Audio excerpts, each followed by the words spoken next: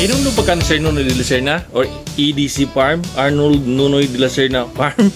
Atong tanawon karon kung kumusta na ang iyang saging after first generation, second generation, human yan na-applyan og maniba o kumusta na ang iyang standing sa saging.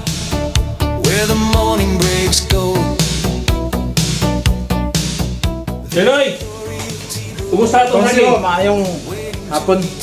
Kumusta sa inyo, inaapta ka din tungkol kayo mag-follow up na o ay mga grower nga nangutana o kumusta na ang farm ni Sir Nunoy de la Serna after nga nagamitan niya og baniba og naka-harvest na siya og karon mag second generation na ka. Kumusta ang saging? Atong gitanom na to og June 2025 kasi Kasi so, naka-harvest ng tao February ang mother plant. oh. So ang first generation, first follower niya, sugod na punta sa Pisron. Oh. Mayon, nag-harvest mo na ni. Amo na ni sila giharvest sa first generation Oh, nimo. ang Rosario, supa karon napa sa 1%. Gikan atong pag-apply na to og baniba nitong last year 2025 June hangtod karon nga ang iyang negosyo sa 1% na. So nakita ko na to, naman dia. Oh. In general, unsay kasulti nimo sa baniba? Mayon siya.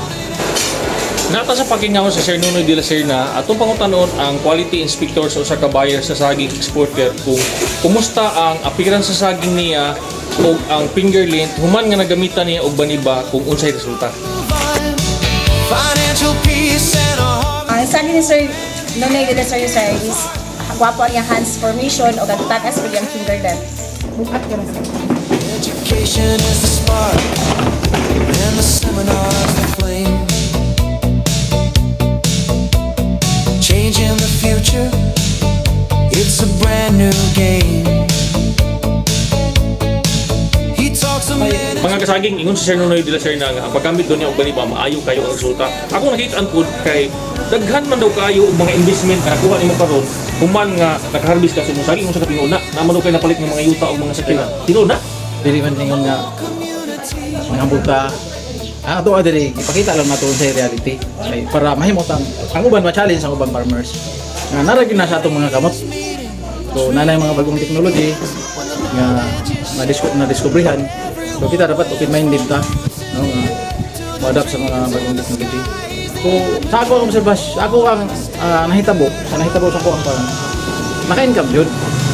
Nagyon ako, wala kita nang hinam ko.